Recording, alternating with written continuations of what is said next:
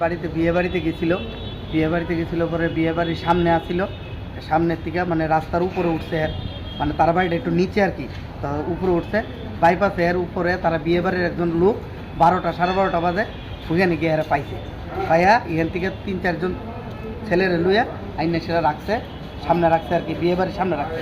এরপরে হেরা এখান থেকে একজন ছেলে ফোন করছে ফায়ার সার্ভিস, তো আমরা মনপুরের লোকাল, তো তার কাছে মনে আমরা নাম্বার আছিল, তারা প্রায় 1:30টা বাজে আমার কাছে ফোন করছে। হ্যাঁ, বাস এতটুকুই, 1:30টা বাজে ফোন করছে, আমি গিয়ে সেটা মনপুর হসপিটালে গিয়ে সেরা পাই। কার বিয়েতে গেছিল? আমার বোনের বাসুরের ছেলের বিয়েতে। যার যে মারা গেছে ওনার কি হয়? হ্যাঁ, ওনার কার বিয়ে?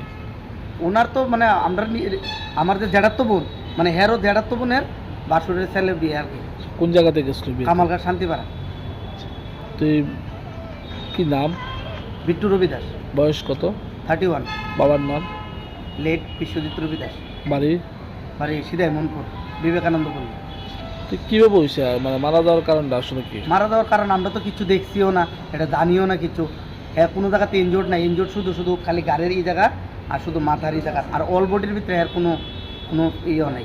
কোনো ঝগড়া টগড়া হয়েছিল? না, কোনো ঝগড়া নাই, বা তারা বাড়িতেও কোনো ঝগড়া হয়েছে না, বা এরা এলাকার ভিতরে যেখানে হ্যাঁ আসছিল এখানেও কোনো ঝগড়া নেই। প্লাস হ্যাঁ দোকানও আসছিল এখানে, মানে দোকান আসলো ধরেন আধা কিলোমিটারও না, একটু সামনে আর কি, ততটুকু সামনে আসলো আর কি। কি মনে হয় কেন মানে কেমনে হইতে পারে ঘটনা আসলে? কিতা কইতাম, রাত্রের ব্যাপার, আমরা তো এমন কোনো বুঝতেছি না। আপনার কি লাগে? আমার ছোট ভাই। সে কি করে?